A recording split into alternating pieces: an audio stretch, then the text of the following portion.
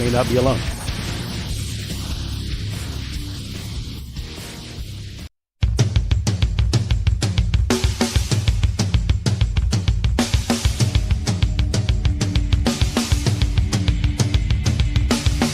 Welcome to the Michigan UFO Sightings and Paranormal Encounters podcast, where we explore the unexplained and mysterious phenomena that have occurred throughout the state of Michigan and beyond. From UFO sightings to ghostly encounters, we delve deep into the stories, the evidence, and the theories behind these strange events. We are your hosts. I'm Michelle. And I'm Wayne. We are an educator duo that after an encounter with a triangular UFO in 2018 in Michigan, we decided to investigate UFOs and the paranormal. In this podcast, we will be speaking with eyewitnesses, experts, and researchers to uncover the truth about some of the most intriguing cases of paranormal activity in and around Michigan. Our goal is not to convince anyone of the existence of these phenomena, but rather to provide a platform for discussion and exploration. So, buckle up and join us on this journey down the paranormal rabbit hole. On an escalator.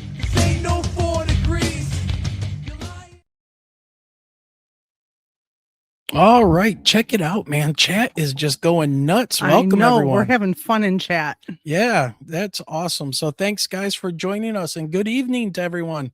And welcome back to Michigan UFO Sightings and Paranormal Encounters. We're coming to you from the shadow of the great Motor City, Detroit, Michigan. It is March 22nd, 2026, and tonight's episode takes us to one of the most mysterious places on Earth, the region surrounding Skinwalker Ranch.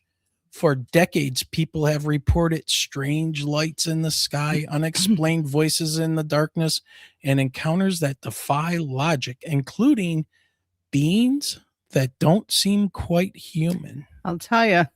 Our guest tonight is Anne Hatfield, a researcher and experiencer who spent 8 months living on property directly adjacent to Skinwalker Ranch in Utah's Uinta Basin.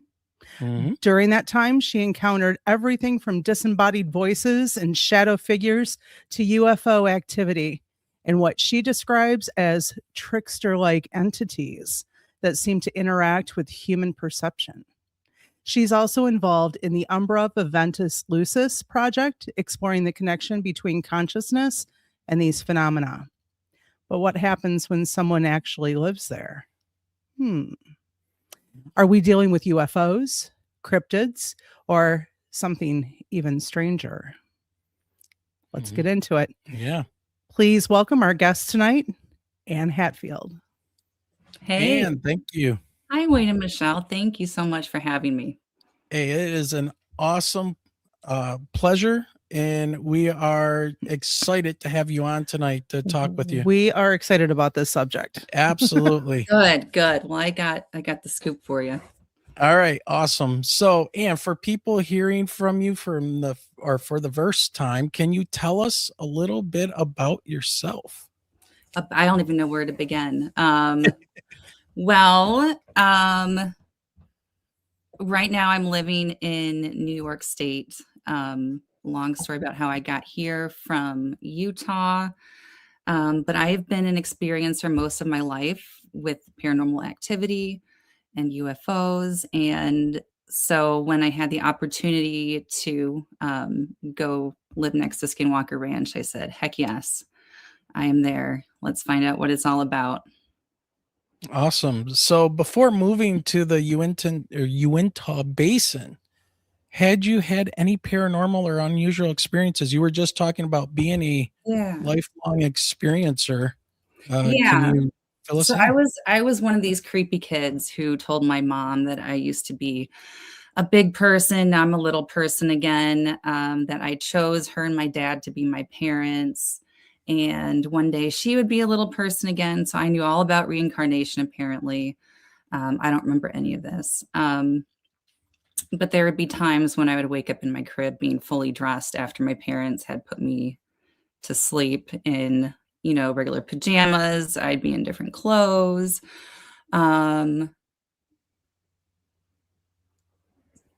that's just where it all began. And after that, lights in the sky, um, stuff missing around the house reappearing, Oh, that type of stuff. Yeah. do you think that house was maybe haunted you were living in or something? I Or was moved it around a like, lot growing up. I moved, I think, throughout my life about 17 times. So I don't think it was necessarily location based. I think it was just us as a family.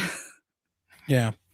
So what led you to live near Skinwalker Ranch? And if you can, specifically dive into that a little bit without, sharing too much if you don't want to of No. personal information. Yeah. So I was out there with the project Umbra Viventis Lucis, which is founded by my ex-boyfriend and now friend Ray. As they And call you. yeah, I'm really sorry. It's all right. My ex-boyfriend Ray. It's a sign we start talking about Skinwalker Ranch and the sounds, Yeah. bells and whistles start going off.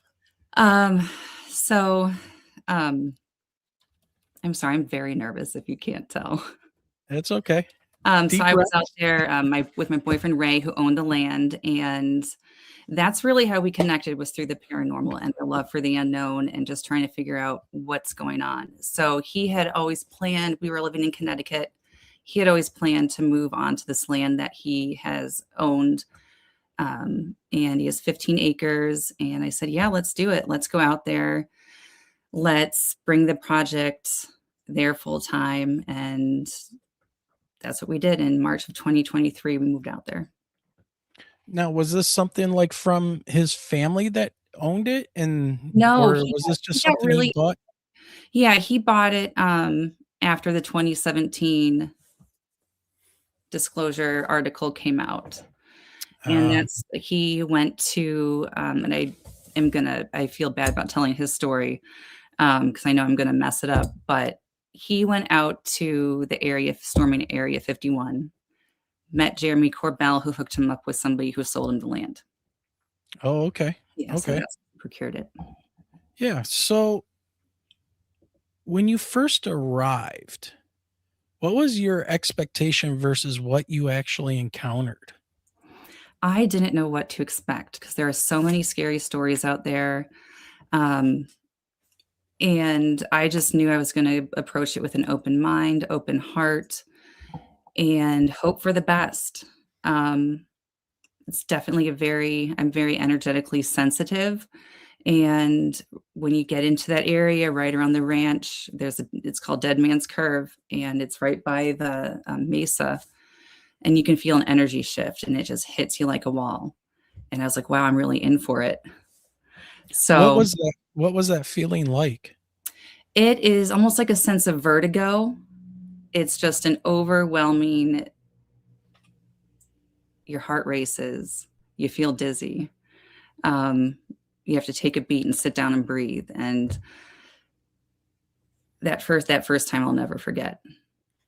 Was that, yeah, that was the first moment when you realized something wasn't normal when you got there? Absolutely. Awesome. So can you walk us through that experience in detail? So you get there, you get this heavy feeling, something's different. Mm-hmm. What happened after that with your first experiences? Yeah. So after that, I got out of the car, set foot on the property, and just took it all in. And it is beautiful out there. It was middle of the day. Nothing crazy was going on. It was just that overall feeling. And that subsided after a while. And then I was able to go about my business, and it hasn't happened since that first encounter. Okay. But yeah, that's how I was welcomed into the basin. So when we are talking about that feeling, how would you categorize it? Fear, curiosity? Were you No, it's more of like wonderment and awe. Okay. Just being overwhelmed by an immense energy. Okay. Did the activity escalate over time or did it come in waves at all? So being out there, stuff happens almost every day out there. It's very subtle. It's not constantly in your face, but you'll be walking around and you'll notice something has been following you. You'll hear footsteps behind you, to the side of you. You'll see the predator-like entity moving around near you. By predator, what do you mean? Like it's cloaked, or Yep, cloaked. it's like cloaked. kind of invisible or something? Yes. And you'll see a shimmering sort of entity. And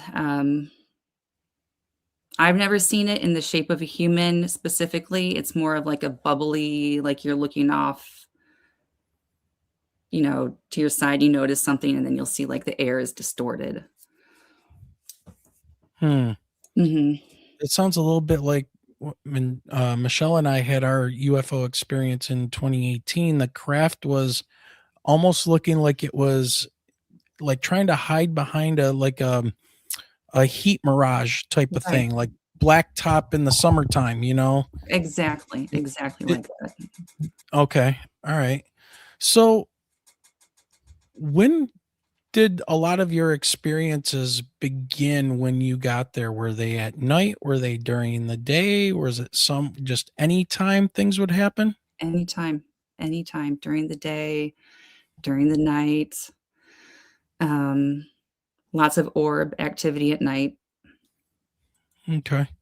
And by the way, chat, just want to thank everybody really quick. I saw that Diane signed up for 29 months being a member. Thank you, Diane. T-Bone with his cash donation. Thank you very much, T-Bone. And then we have Janine Hollis becoming a member now for 3 months. So thank you, Janine. And all you people out there, remember, make sure you're sharing, liking, and subscribing so we can get more viewers. Let's move on. Michelle, do you want to take a couple of these questions? I do. I want to talk about the disembodied voices. Yeah. So the first time that you had an occurrence with a disembodied voice, can you tell us about that? I sure can. So I've heard of stories, listening to paranormal podcasts and watching shows and reading books growing up, where you never go if somebody calls out. You never go there. And there was the first time it happened where I heard a disembodied voice. There's groves of trees around the area. It's not desert, it's badlands. So there's groves of trees and brush, sagebrush, and there was a voice calling from a specific grove of trees. Ray and I were just out working, moving stuff around the land. And all of a sudden I heard a woman's voice calling out saying, "Hey, help, hey, help me." And I looked at Ray and I was like, "What?" I was like, there would be nobody on the land. It's very rural farmland. There's oil trucks, farmers, and that's about it. And I looked at him, I was like, I'm not going over there. And he was like, "No." And absolutely not. Yeah, we just keep staring at each other, kind of hoping it's going to end. And it doesn't. This voice just keeps calling out, and it's a little robotic. It doesn't sound completely human. It sounds a little robotic or affected or something. And I just turned around towards it and I said, "I'm sorry, that's not going to work on me." I just yelled that over towards the area. And it stopped, but then a child's voice started crying out. And I was like, "Oh, hell no." I'm like, "What? No. Why?" Oh, that's a manipulation tactic. Voice calling out for its mother. And, Ray and I are just staring at each other like, what is going on? And the first thing that came to my head was, I've already raised 2 kids to adulthood. You're on your own, buddy. And then it stopped. And I felt like it was some type of test. It was shortly after I got there. I think whatever was out there was just trying to see, like, how is she going to react? What's she going to do? So What I time didn't of go day? find it. What time of day was that? Was that during the evening or? No, it was like afternoon. Okay. Yeah. Okay, Michelle, you want to keep? No. Did you ever feel like, what was it? Well, obviously they would be trying to manipulate your feelings or in decisions. Did Ray actually hear the same sounds as you? He did. He did. Okay. Yep. All right, Wayne, you want to talk about? I want to know, how did these experiences, just that one alone, especially with hearing the baby like calling for its mother, Yeah. how did that affect your mental and emotional state over time? And that's a question I get a lot because there were even crazier things that happened. And everyone's just like, you're so nonchalant about it. During that time between March 2023 and when I moved out of the area in October of 2023, Ray and I had an apartment in the next town over in Vernal, where we would stay sometimes, and all of our stuff was there. We were out on the land and had an anomalous apartment fire that started in a closet, and we lost everything. Oh, wow. Yeah, I fell on the land shortly after getting there and ended up needing a disc replacement in my neck. And then at the end of that, after I returned to work from surgery, 2 weeks later, I was laid off. So while I was there, that stuff kind of it totally uprooted. My whole life was upended. So the paranormal stuff that happened to me, I don't think affected me as greatly as it would had. Every time you say paranormal, you get a call. Well, we have a question here once. Yeah. Okay. So Gary asks, did you ever observe animals acting odd? The owners before Robert Bigelow had a lot of issues with their animals. So, and because animals their senses are so much stronger than ours. So I actually had my cat Puffin out there, who Ray still has, and he acts completely normal out there. He acts like a cat. That is the only animal that I've witnessed out there. We've had dogs out there before. I'm so sorry, I can't get this to turn off. Because you're using your daughter. It's Your the daughter's paranormal. popular. It's her computer. She's 21. Yeah, she's. Yeah. Well, so you had all that stuff happen to you, and so you guys were staying in an apartment. Yeah. You have all this land. Now, is there any structures or anything out on the land? Like we see Skinwalker Ranch, right? They have this building, that building, their science building, their landing heliport and all that good stuff. Yeah. Did you guys have anything on that land at all that you could take shelter in? Or no, we didn't have anything out there. We built a geodesic dome. But that was it. After the fire, we were sleeping in those Badlands on a bed frame with a mattress with everything that didn't burn stuffed under that bed frame. So think of sleeping out there at night out. No, thank you. It was crazy. It was like out of a horror movie. Just the whole scenario. That being said, I didn't feel frightened out there in the middle of the night, to be honest with you. I probably should have, but I'm not saying I'm probably stupidly brave, but yeah, you don't hear too many people, camping out. No, you don't. And we would wander around by ourselves at all hours of the night. Yeah. So I'm curious as to, so you guys are staying out there, and you said this was around 2017? 2023. Oh, 2023. Yeah. Oh, he got the land in 2017. Yeah. Okay. So did you guys have any kind of run-ins with the people at Skinwalker Ranch and like the crews and stuff like that? We like to describe ourselves as the Steve Urkel of the Uinta Basin. So we're not their favorites. I like to describe them as they are like the marine biologists, right? They're taking the measurements of what's going on. They're setting up tests. They're doing the scientific stuff. We are in there swimming with the dolphins. So we take a different approach from them. Sometimes, you know, yeah, that's all I'm going to say.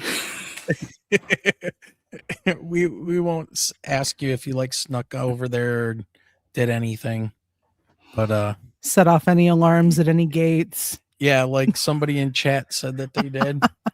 They got too close and was setting off the alarms or something. I guess they Yeah, went out actually, there. the night of the fire, we were on the land leading a group, and the landlord called and said, "Hey, there was a fire," and so I had to drive over to the apartment building. And on my way back, I was just so flustered that I turned onto their road, onto the Skinwalker Ranch road, instead of the next turn, which was ours. And all these black dogs ran up to the car barking. I was like, "Oh no, I must leave right now." Whoa. Yeah. Have you ever seen those dogs before or anything? No, no. Oh, wow. It sounds like something out of The Exorcist, you know, and Yeah. Damien's going to pop up and Yeah. good Lord. All right, let's dive into this deer man encounter. Yeah. I was That's reading your document you had sent, and it yeah. talked about the baby and the stuff, but Mhm. this is weird. It's very So, weird. Yeah. yeah, can you walk us through exactly what you saw? I've Yes. never heard of the deer man before, but No. Yeah. So skinwalkers. apparently it's like a known entity in the area, this deer man that will appear. And I was not aware of this before going. Um, so at one point we were using another neighbor's land who had a trailer on there. And that's where we were kind of staying when we would stay out on the land and didn't have a camper there, our camper we eventually got. So I was walking from our side of the property to this other person's property and about to go into the trailer to grab some supplies for the night. And probably about 50 feet, 100 feet away from me, there was a man standing by a tree. And it was kind of close to the road. And we will have people come up to the fence line all the time, just looking around. And normally what we'll do is go up and say, "Hey, how's it going?" Kind of see what they want. If they seem cool, we'll invite them onto our property and so they can get a good view of the ranch because we're on a hill overlooking the ranch. It's beautiful. And that's what I was going to do to this guy. I was going to go up and say, "Hey, you want to come by and get a closer look?"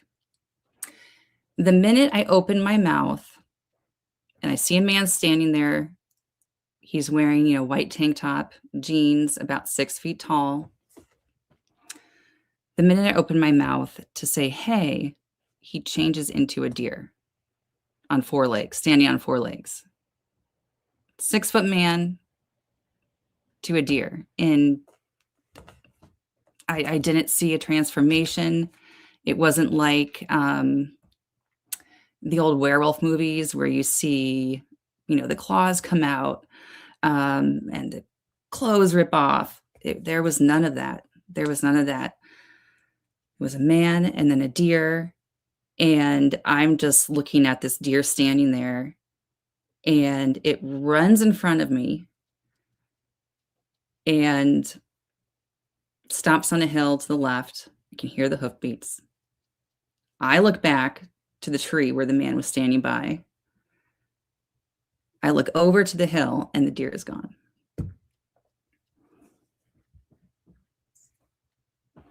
Now, I have no idea.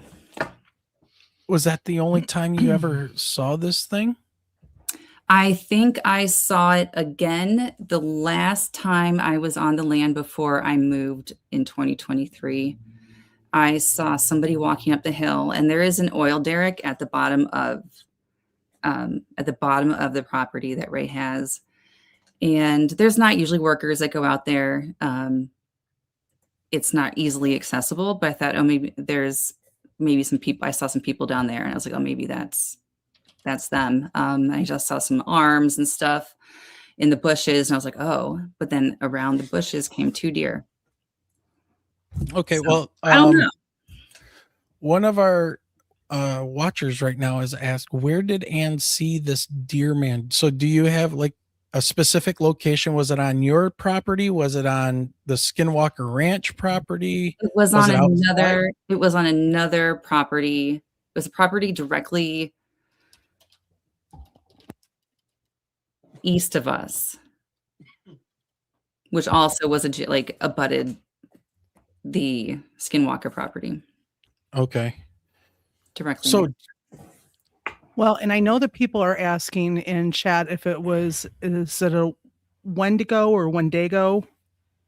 or When you or a Skinwalker witch? I saw? Skinwalker. I don't think it was your classic Skinwalker. I feel like those are really frightening and terrifying and scary.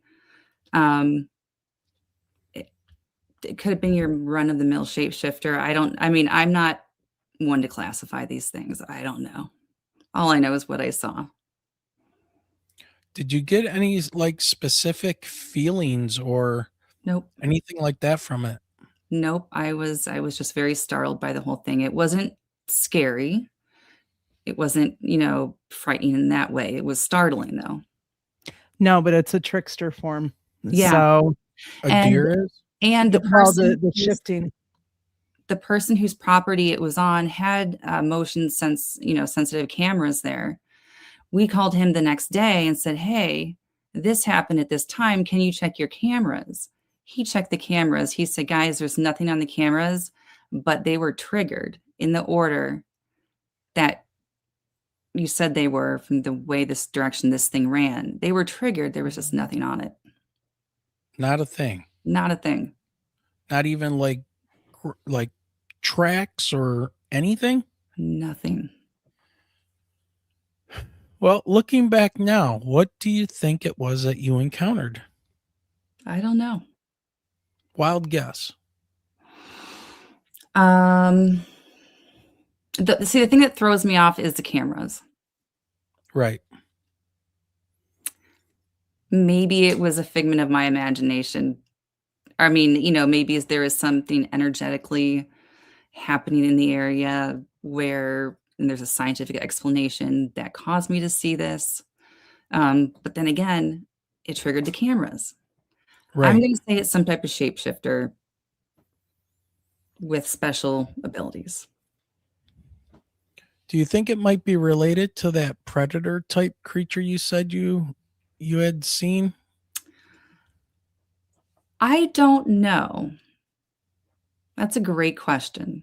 I don't know. Maybe they are one and the same. That's a really, I'm going to have to ponder that. Okay. Yeah, we hear about these entities and places like being haunted, but using that kind of terminology, it makes me think that there's something else going on there that, Oh yeah. I mean, you're seeing like a physical manifestation of a human male, which is like 6 feet tall, Mm-hmm. and no flash, no claws, antlers growing. It was just instant deer. Yeah. But then the cameras pick up nothing but were activated. Mm-hmm. Well, here's something to ponder and think about Okay. from Revered Wolf.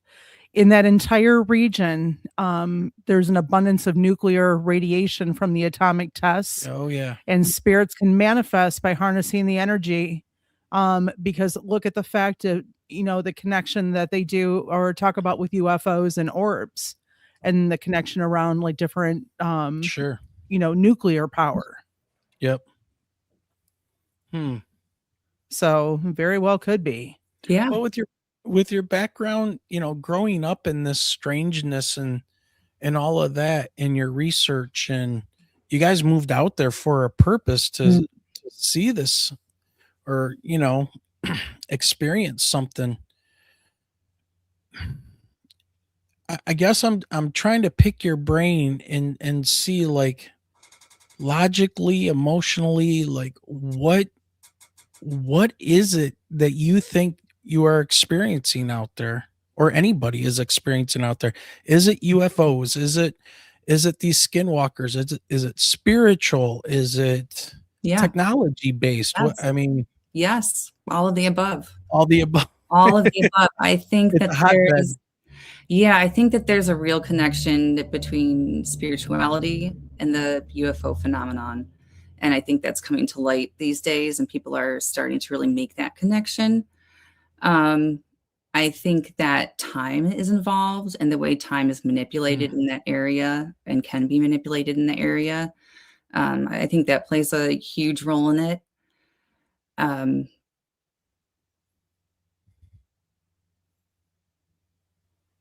Yeah, spirituality, nuts and bolts stuff, and Consciousness. consciousness, time manipulation. Do you guys think that that land being charged? Now, I have a theory on this, is that when you get on charged land like that, if you can prove that it's charged land, like the nuclear stuff, the possible meteorite impact and that creating that basin or whatever, do you think you guys were manifesting that stuff? Quite possibly. So Just- here's a question from Yeah. T-Bone. Yep. Have you had any attachment problems? Oh, this is a funny one. Yes and no. So what I found, and this is going back to the time issue, is that things will happen precognitively and beforehand. Before I moved out to the ranch, I was seeing shadow beings. As soon as we had this idea that we were going out there, I started seeing shadow beings. I started having really weird, like tinnitus issues in my ears, where these different waving tones I would hear. I'm a meditator, and when I would meditate, I would see these crazy images behind my eyes. Yeah. And when I was out on the land, these things increased. Almost Now- like as soon as you guys were thinking about going out there, they found you and like already started Yep. manifesting. Yeah, definitely. That is fascinating, Yeah. because that does bring up the question of, how does time play into these things? Yeah. And now I don't see any shadow beings. I have a ton of rocks from the area that I collected. I have artifacts from the land, and honestly, I don't really experience anything here now. Occasionally I'll see lights and stuff around these rocks I have. Sometimes I'll have the tinnitus come up, and it's kind of like a nod, like, hey, we're still here. Yeah. But as far as anything like scary, no, I don't have anything. My mom came out there when I was moving away, and nothing happened with her afterwards. So I can't speak for Ray, but for me, I don't really have anything going on. Okay. Well, I'm a scientist, and I deal with, teaching science to kids and everything, but I try to follow the basic, scientific method when looking into these things. You're a researcher dealing with something that doesn't really follow the scientific method, but with all that being said, did you notice, like, if there were any patterns when the activity or whenever you experienced anything would happen? So we're talking like There's the pattern. there it is. Yeah, that's it. So we're talking like, did anything happen right before I would hear footsteps or a voice or something? So for that type of stuff, like that little stuff, little stuff, no. But if before there would be a lot of activity in the skies at night or during the day, even if there was activity, there would be big storms come through out of nowhere. There'd be big electrical storms. That was very common before a very active night. So definitely So weather. okay, so the activity would increase before and after the storm, or Usually after the storm. after? The storms, yeah. See, that has me thinking about that collection of the energy into the land and all Mhm. that. I mean, that creates a lot of energy. Huh. Yeah. That's So for instance, I was back out in September during Phenomicon, which is the big paranormal con they have there in Vernal. And we, on the very last night, we had a group out to use some of the technology the consciousness expanding technology we have that really attracts these beings. And we had started the group with these, with this equipment. And all of a sudden we see this lightning coming in closer and closer. So we cover everything up, take cover. There's a big downpour and electrical storm for about 10 minutes, 10, 15 minutes. And then it cleared and everybody came back out, dried off. And within probably 10, 15 minutes, we were seeing orbs everywhere in the sky. Probably that was the most active I've ever seen it there. I would say probably about 50 in total over the course of like an hour. so. Would you say that there are certain locations that feel more active than others, whether it's stormy or not, on that land? Yeah, I would say directionally over the mesa is where we see a lot of orbs. And then also directly to the east and west, not so much on the south. If you face the south, I haven't seen as much activity there.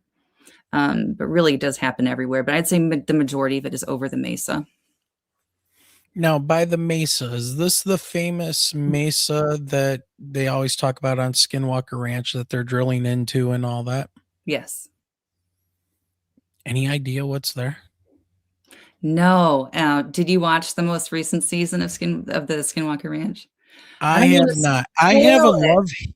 I have a love-hate relationship with that show. Understandable. And because I get so mad about the experiments that they're trying to do, it's like, come on, you got Yeah. Travis out there. You Don't guys could come up with so much better than shooting rockets up into the Thank you. sky. Thank You you. know? Thank you. Yeah, it's a little aggressive for our taste. Like I get it from the scientific approach, and it's just fascinating. This, the data they gather it's incredible. But it seems very aggressive. And I certainly wouldn't want somebody coming into my home trying to set me on fire. So Yeah, um right. call me crazy. But Well, you know what? Before I forget, somebody in chat mentioned earlier, and it didn't get put into our question bank, but I'm going to bring it up now. Since we're talking about rockets and the mesa and everything, portals. Now, I mm, find the idea of the portals that they have, from what I've seen, I find the portals very interesting. What do you make of that? And any experience with that on your land? no, I don't really know what we mean by a portal. Like, what are we talking about? Like, in terms of Skinwalker Ranch, what do they mean by a portal? And I've been out there with people who are sensitive, intuitive, and they'll be like, oh, we just walked through a portal. What do you mean we just walked through a portal? I don't know what that means. There are certain places where there's certain groves of trees you'll walk into and you'll feel an energy shift, like something just changed. And sometimes it'll feel heavier. Um, and your brain will feel a little weird. Um, is that what a portal is? I don't know. I don't know. I think they're trying to explain it as a gateway to another To another place. place entirely. Yeah, I mean, Yeah. I think it is a kind of like a highway for this interstellar interdimensional travel, and they see things going in and out of the mesa on the show, flying like it's not there, just straight through it. Yep. So I mean, in that sense, things are definitely coming through. So yeah, Okay. there's probably a portal there of some type. Yeah. I don't want to interrupt, but that was weird. Something just ran it felt like fingers across my head. Michelle, you stay over there, right? You didn't pull anything. I hate am this when 5 this feet away happens. from you. It doesn't happen much, but every once in a while, something will mess with me. And the air conditioning is like at ground level. So yeah, there's no furnace cats are off running. asleep. The cats are sleeping. It's Could've been a cat raining hair. outside, but we got weird weather here, and that was weird. It felt like somebody just went talking about portals. I guess maybe we shouldn't talk about portals. or talk some more about it. You never know what might happen next. Yeah. Only one other time has anything like that happened on the show, and that was when we had who was it? Lynn. It was Lynn. Lynn was on, and you could see there were orbs zipping around by her as she was talking. Wow. And then something tapped me on the shoulder, and I was like, whoa, whoa, whoa. And she's like, oh yeah, this, this will happen. Not surprised. Yeah. All right. So let's just go ahead and get into the project that you're talking about. So can you explain what the Umbra Viventis Lucis Project is? So Umbra Viventis Lucis is all right, let me start this way. We've heard of psionics, yes? And they've now heard of you.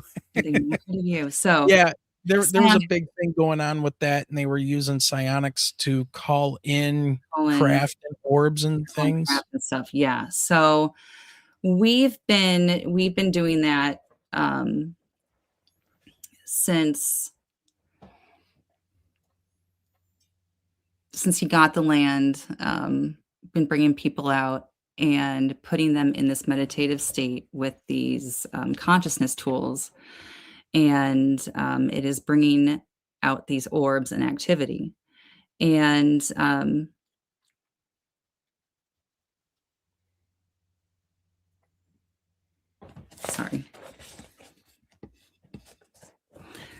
So we have various tools that we use to do that. We have the Pandora Starlight and the Ajna lamp. And they are closed eye experiences. You lie down, the lamp is placed over your face, and we usually have people listening to music while they do it. And it puts you in a meditative state, and people can do it for, we do it from 20 minutes to 45 minutes, and you'll see colors in front of your eyes, or your eyes are closed. People have experiences meeting with loved ones that have passed on. If anybody out there has experience with psychedelics, it's very much like being on a psychedelic trip. Visuals are very much like DMT, and you see the shapes and geometric symbols. But we have a lot of activity when we bring these lamps out. Interesting. So what does that name mean? I know Umbra means like shadow or dark. It's the shadow of the living light. Okay. Yeah. And Ray had named this project based on, oh my gosh, I did not prepare to talk about his part of the project. Hildegard von Bingen was a saint, an abbess, back in the 1500s, and she did a lot of she had a lot of visions, and that was one of the phrases that she used: Umbra Viventis Lucis, shadow of the living light. So he chose to incorporate that. Okay. So I guess you kind of hit on this one, but how does consciousness play a role in these experiences?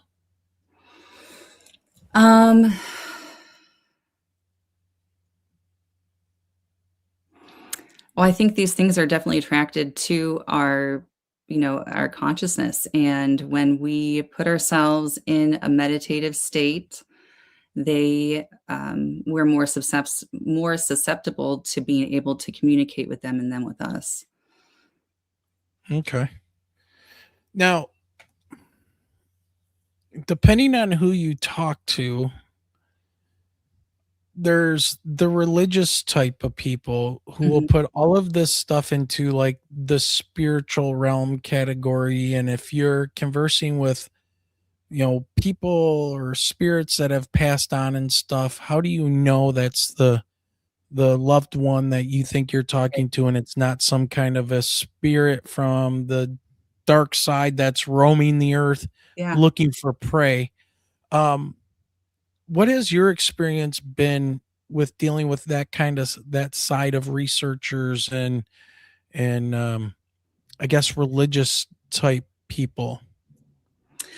We've had religious, people who are very religious go under the lamps, and they haven't said anything felt demonic. Okay. We definitely want people to follow their heart with these things, and if they're scared of something, definitely don't do it. Definitely don't come out into the land.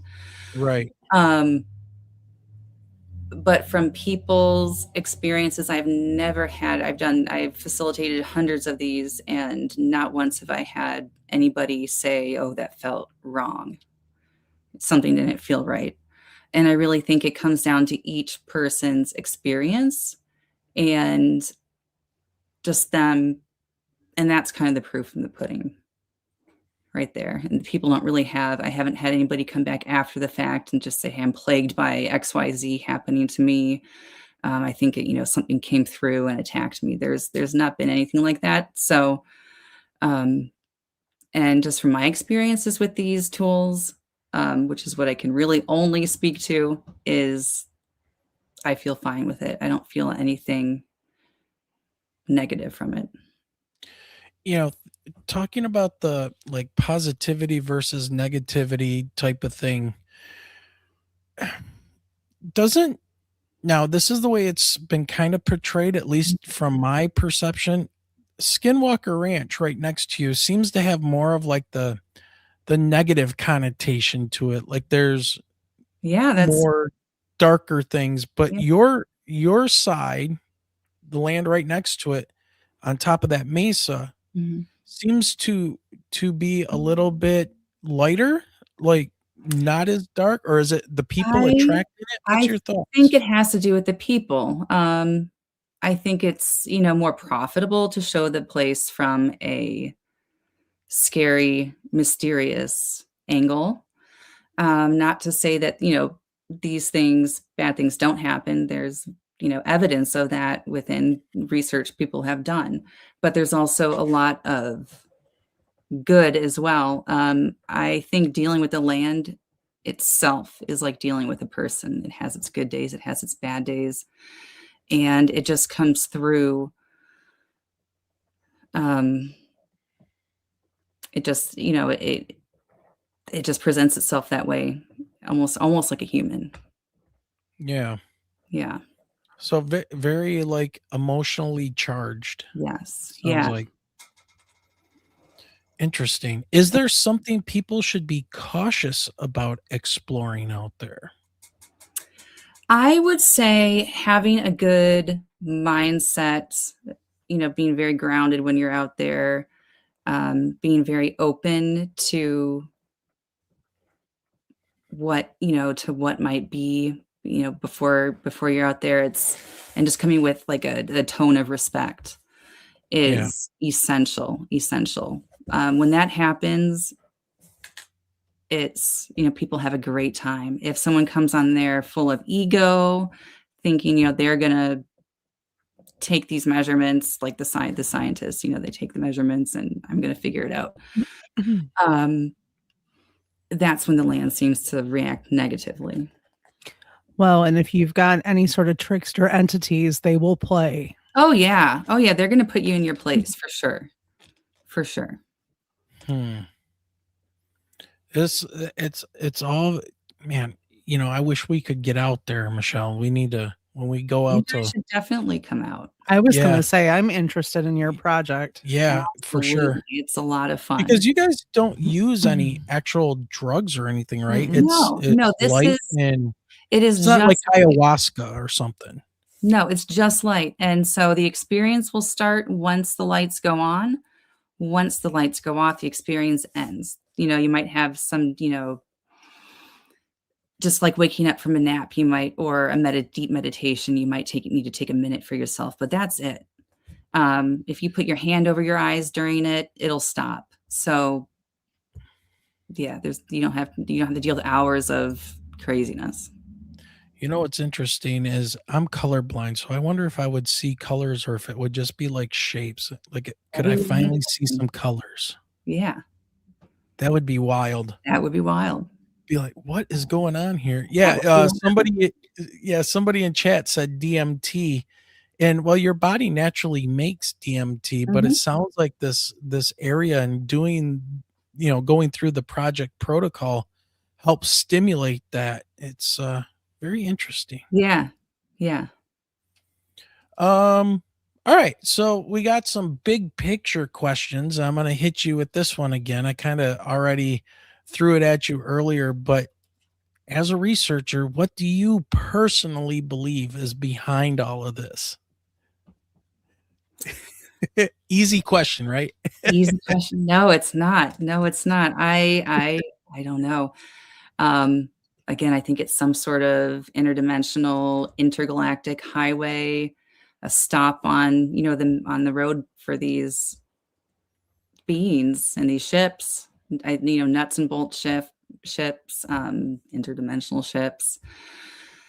And so I think that's going on. And then whatever else is going on in the area where the land itself is almost like its own being. I think there are things coming through from other times, animals. They found, I think, a saber-toothed wolf or something like that. The guys on one of those dire wolves or the something. the dire wolf. Yeah. Like, I think just things kind of get spun around in time and just kind of shot out, and they land in. See, and that would make me think that these entities have a way, because they're almost like precognition.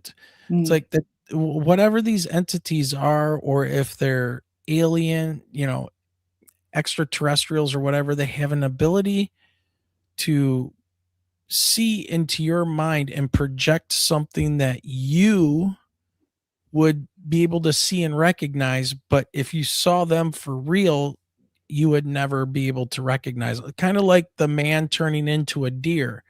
Like, you recognized it as a man, you recognized it as a deer, but whatever that entity was, it knew like what to project to you or present to you, I should say. Right. Yeah, or maybe that's how human brains interpret the data they're given. Because the man in the shirt like that, in the white shirt and jeans about that height, has been seen in the area turning into a deer before. So, which I didn't know until afterwards. The neighbor from whose property it was let me know that. Oh yeah, this guy, we've seen him before. Oh, okay.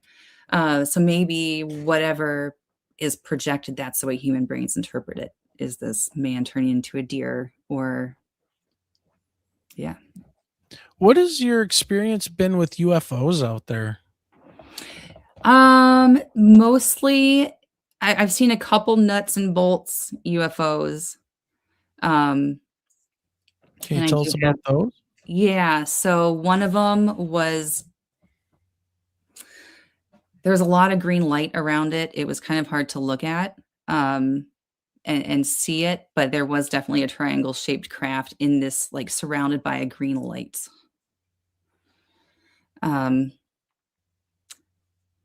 Yeah. Whenever somebody says triangle, and my hackles stand up. I know. Like, I know. There it is.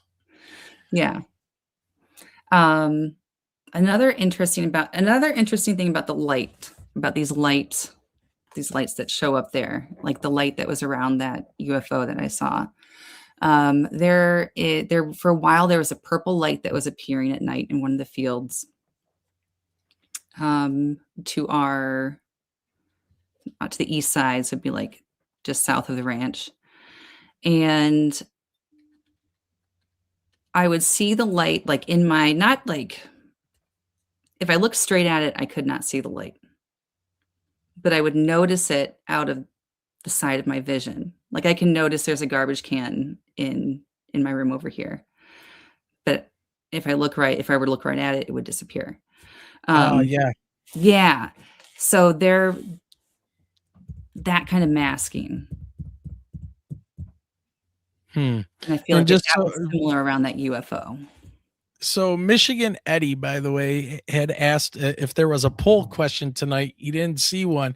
And so I put one in real quick for you guys. So do you think the area around Skinwalker Ranch is an area of high strangeness?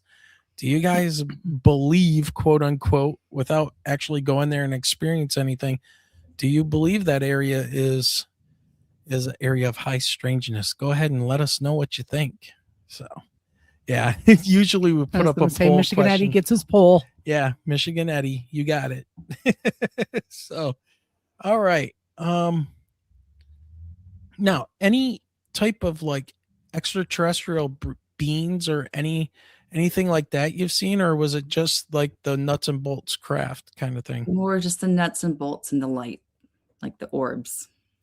Okay. Now, the last thing I remember about watching Skinwalker Ranch is that they were drilling into the side of that mesa and they started pulling out pieces of metal, some kind of engineered stuff. It was breaking the drill and all that. They had it tested, and that material came out that it was some type of manufactured material, probably off planet, they were saying. I think it was something along those lines. And then they find this, and I believe they had dimensions for this thing. It was some kind of a oblong 40-foot or so type of a football shaped thing. And then just recently, within the last few months, there was that deep scanning project that was done under the pyramid of Giza, Khufu's pyramid. And they think that there might be some type of a large thing that almost sounded like that, but almost like a mile underground underneath the pyramids. When I was listening to them describe what the shape of the thing was, it made me think about the Skinwalker Ranch thing. And not only that, we've had a guest on here. His name's Benny Foggin, and he recovered a piece of metal that was dropped off of a UFO over his driveway. It was like hovering over his house. Something fell off of it, and he's had it analyzed and stuff. And different labs have come back and said that the isotope ratio of the metal that's involved in the very rare earth elements that were in that had to be manufactured. It's manufactured, but it's off planet, and it has all kinds of weird like things to it. Of course, they took pieces to Congress. They sent it to Arrow, and Arrow just says, oh, it's just like aluminum slag. I've got the reports and stuff. Yeah. But the other reports, before Skinwalker Ranch was drilling into it, there's a guy here at the University of Michigan, Professor Merrick or something like that. He's running scans and stuff on it. Nolan ran scans on it, but he can't talk about it because it's now classified. And an Army guy with Lou Elizondo went to Benny's place and said, we can't tell you, it's classified, basically is what they, So Battelle and all of these places have had their hands on it. And what's interesting is you talk about the wavering type of effect and what we saw and all that. Benny had said that if you took that piece of metal, it had like two layers to it. There was like an aluminum part on the bottom, and on top was almost like a red organic type of material. And he took water and he ran his finger on it, and it turned invisible. What did his finger No, or the the item or metal, the okay. item, I thought he was like touching it. almost like see-through. Yeah. Interesting. And the metal that they were reporting from Skinwalker Ranch, and again, this was years before we met Benny and we went Mhm. through all this stuff, was had the same kind of composition, like it was some type of a space metal or whatever. So that's why I'm curious about UFOs in that area, Yeah. because could there be, and now I'm getting into wild speculation, but could there be some kind of a craft? They say it was a meteorite that might have impacted that caused that basin Yeah. there. Yeah. But could it have been a craft that Yeah. crashed there and now buried underneath that mesa and they're like digging in toward it? I mean, that's my kind of thought on it. What do you think? Yeah, for sure. I think that there's, since we're speculating, why not? I think there's a ship in the mesa that is broken apart, got stuck there. We've seen lights go through the mesa. So, it's potentially there was a malfunction at some point and a ship got stuck. And that's what I think is in there, broken apart. Yeah. I think they found ceramic like that you would Yep. find on um, spaceships that we've made, satellites, that type of thing. Um, and those were this is from the last season. Those were tested, and they reacted the same way as they're similar to what we have. Yeah, I think there's a ship. Yeah, I think there is too, and I think that area is just so energetic. Hmm. It almost sounds like it's a beacon for Yeah, these craft and these travelers to come to. Hey, you want to come to Earth? Come to this place right here, right? And it makes me think of like the pyramids as well. And I know there's all kinds of speculation and things going on there with what they stand for. Are they correlated to the Orion's belt? Is it some hmm, kind of a huge like circuit board, the way that they're arranged, the black boxes, the what's the ark, right? The Ark of the yeah, Covenant, having the same measurements of those right, boxes that right. was a power source. I mean, all of this stuff, there just seems like there is so much that we don't know and so much that's been hidden I from know. us. Has anybody from a dark three-letter agency ever approached you guys about that land and asked you guys or questioned you guys about any of this stuff or told you to keep quiet? Um, That we you feel comfortable talking about. yeah, yeah, That, yeah. So I can tell you about one time. Um, on one of the hills on Ray's 15 acres, there are two or three, I think it's two or three dog skeletons that hmm, look like the dogs just laid down and died, and then nothing, and then were just left. And as it stands now, some of the bones have scattered from the wind, but um, there are these full dog skeletons. There's even a collar around the necks, and the really? collar is still there. So their animals did not pick these dogs apart. They weren't scavenged. They were left fully intact. And they were in this, skeletal state when Ray purchased the land. And, we don't touch them. It's just kind of weird. People kind of get bad vibes on there. We did have somebody from the Pentagon show up with a Geiger counter. Was Um, that at your choice or did they just show up? we were told they were going to show up. Oh, So well, they came in to take measurements over these bones that somehow they had heard about were there. And there was nothing, there was, no measurements that, weren't like the natural level of radiation over them was fine. But that's what they came to do. They spent about, I would say, like an hour there. It was a guy and his wife and their two dogs with a Geiger counter. Very bizarre. And That then they left. is. And then they left. So who knows?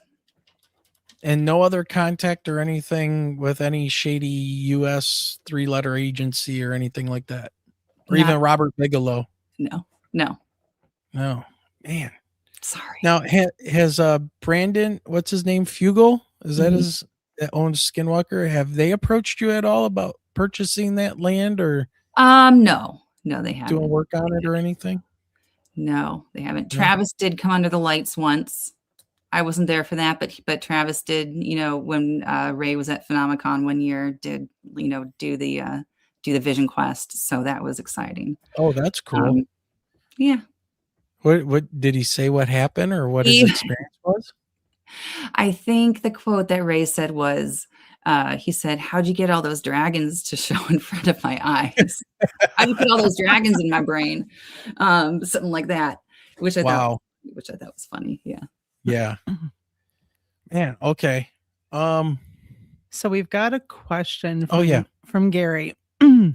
And this goes back to the UAPs and the orbs. If you felt like any of them came from above the area, did they disappear upwards or did they just poof vanish?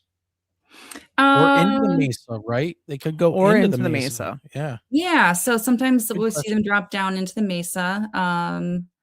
They do kind of seem to come from above the area. I've seen ones on ground level also, though, like very small ones, probably like the size of like a very large marble.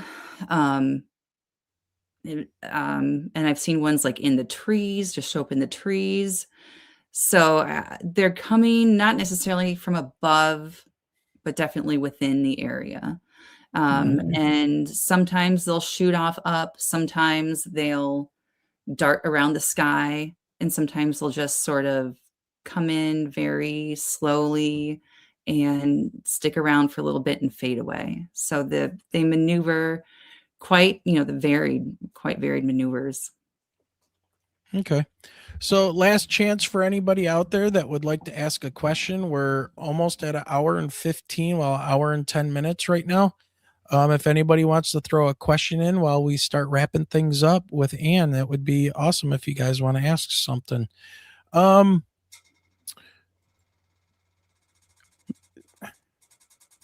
trying to think of, there was something to do with the orbs and I lost it. Come up with these things and you start mentioning orbs and things. And I was going to say, how Michelle? have the experiences gone since you've moved to New York State? Oh, that's what it was. Like the experiences that I've had. Yeah, like anything still going on? Anything you want to talk about?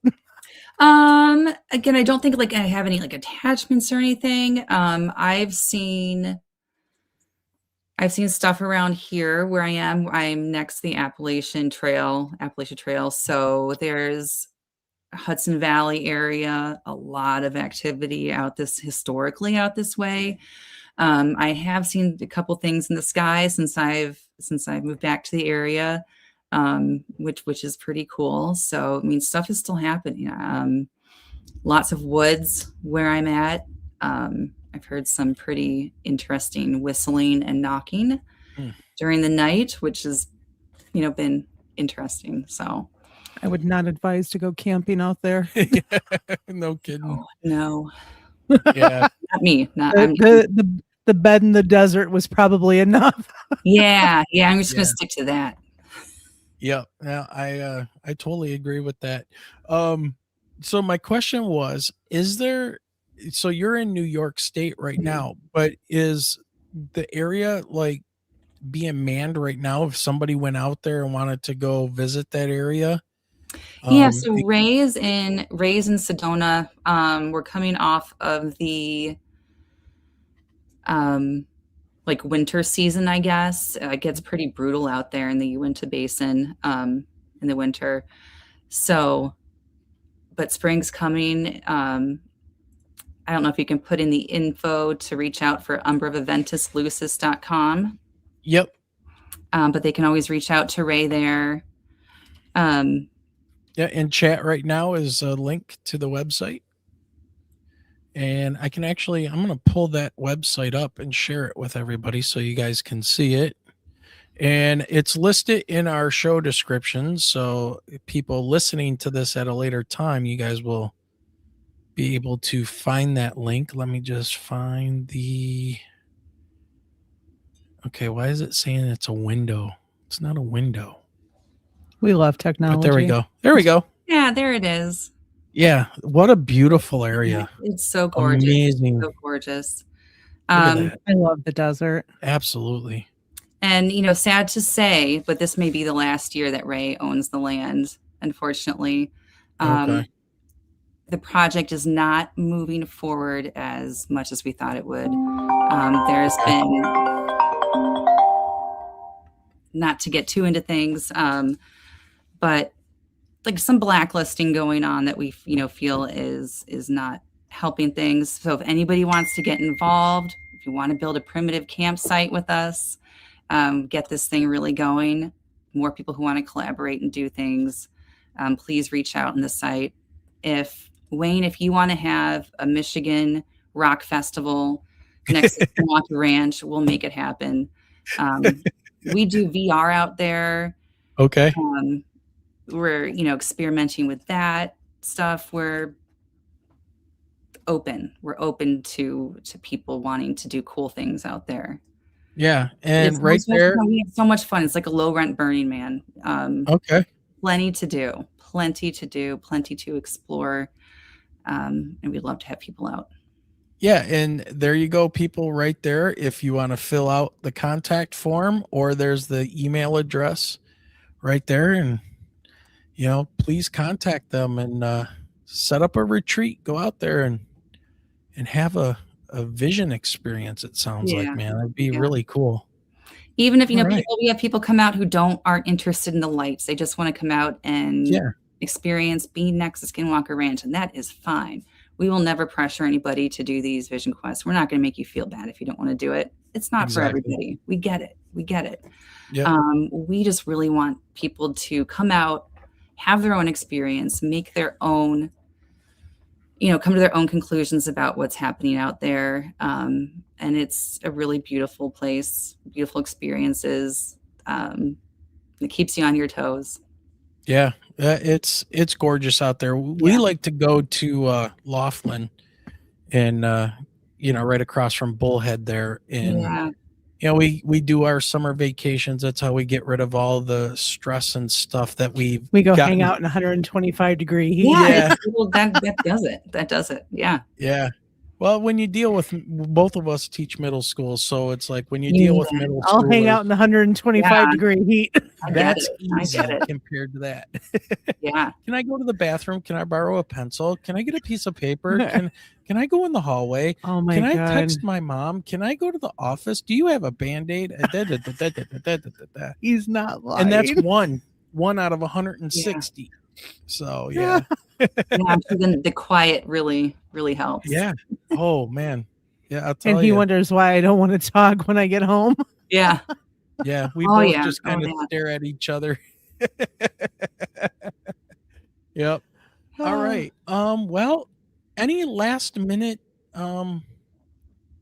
like info or anything you want to pass on to the listeners that'll be, you know, joining probably tomorrow once I release the audio of this, but anything else you want to final message?